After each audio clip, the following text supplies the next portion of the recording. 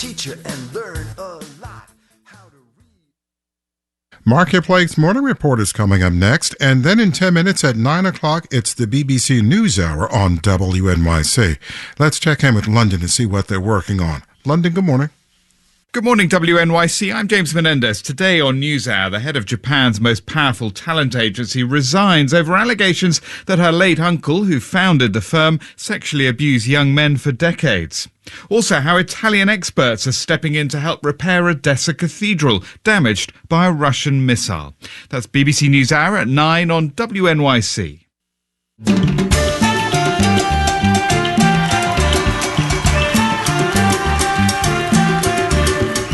Sunny and 82 in the city, still under a heat advisory. Sunny and 94 for a high today, but it's going to feel closer to 100, perhaps the hottest day in this heat wave. Tomorrow still hot, 87, but the real feel will be in the mid-90s. Then it looks as if we get some good chances of afternoon showers and storms on the weekend with temperatures, high temperatures in the low 80s. Again, 82 now and sunny. WNYC is supported by Starkmont Financial, providing accounting professionals for entertainment and healthcare companies. Additional information at starkmontfinancial.com.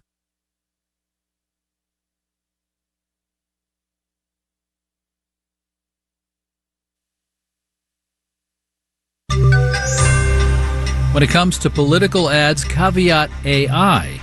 Marketplace Morning Report is supported by Amazon Business, helping provide a smarter, easier way to get the supplies businesses need to thrive. Amazon Business, your partner for smart business buying.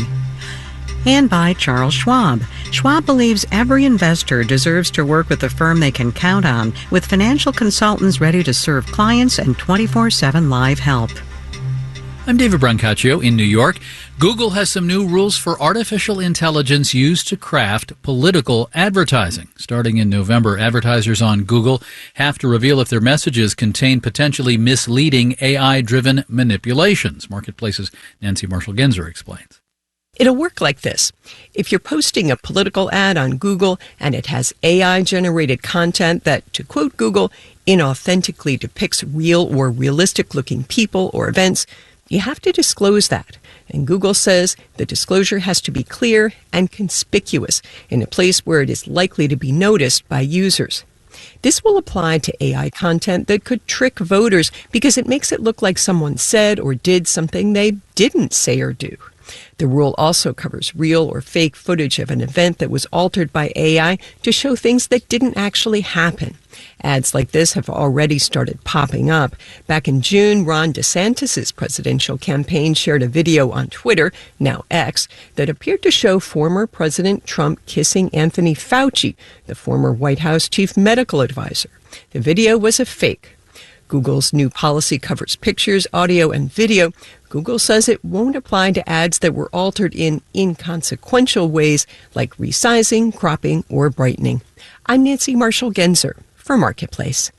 It is believed millions of workers experience what's called wage theft every year. That's when employers pay workers less than minimum, skip on paying overtime, or just refuse to pay what is due. Now, it's a crime, but penalties are often not severe. One county in California is now holding restaurants and cafes more accountable for chiseling workers on pay. From KQED, Farida Jabvala Romero has the story.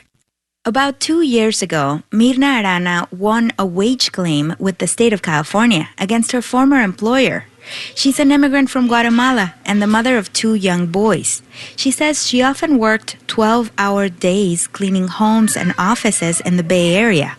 But she says she'd only get paid about $60 for the entire day. That's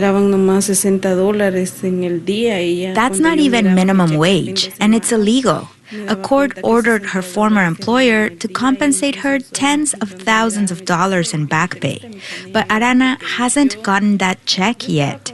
She says she feels the judgment in her favor is just a piece of paper.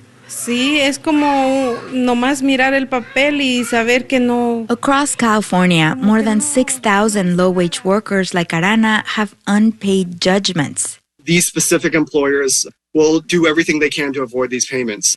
James Yang is with the state enforcement team that tries to get employers to pay. He says many don't. They start moving property. they start trying to sell or transfer the business, getting rid of real estate, whatever it is. Yang says when his office has the resources to really investigate a case, they can often claw back money for workers. But his unit is understaffed. Out of 22 positions, almost half are vacant. That's why Yang is glad to see one county also taking on wage theft in the restaurant industry. It's one county, one specific industry we're talking about here, but it's been very helpful. Santa Clara County is forcing restaurants to settle unpaid judgments or risk losing their county permit, which would mean they'd have to close down. So far, the county has recovered more than $125,000 for workers who were shorted on their paychecks. And Melissa Sanchez with the Fair Workplace Collaborative is working with the county to make sure restaurant owners and catering companies know the rules. Providing proper education and information to the business owners so that they're not shortchanging our employees. It's an idea that's spreading. San Diego County just launched a program to help wage theft victims. And in Los Angeles, workers' rights advocates are pushing for something similar. In Santa Clara County, California, I'm Farida Javala Romero for Marketplace. Ahead of the formal opening of stock markets, S&P futures are down 0.7%. NASDAQ futures are down 1.3%. Some of that is Apple Computer, down 3.6% pre-market now after Reuters reported China is banning some government officials there from using iPhones. Also, Chinese exports fell in August, and the currency has fallen to a 16-year low to the dollar.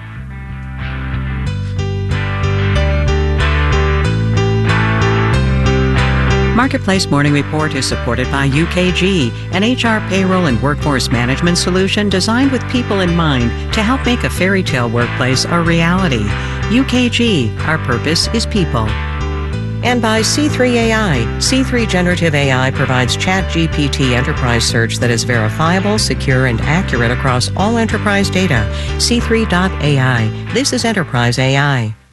The NFL season kicks off tonight. Kansas City and Detroit. 74 million Americans will gamble on the NFL this season, according to an American Gaming Association projection. Gamblers are an important audience for professional sports, clearly. Here's Marketplace's Matt Levin.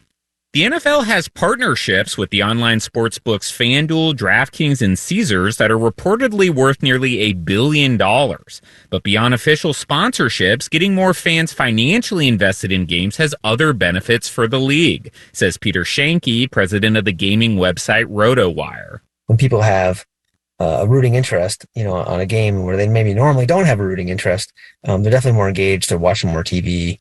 They're using more media associated, with that game. NFL gamblers may be paying more attention to the entire league, but that doesn't necessarily mean they'll be paying more attention to their favorite team. Josh Walker with the Sports Innovation Lab says sports betting and fantasy sports are changing what it means to be a fan.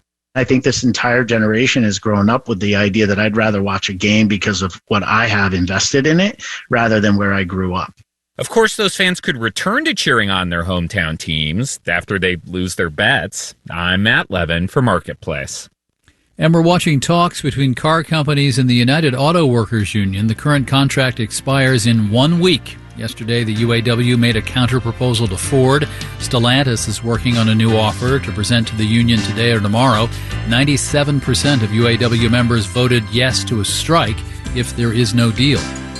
David Brancaccio, Marketplace Morning Report from APM, American Public Media.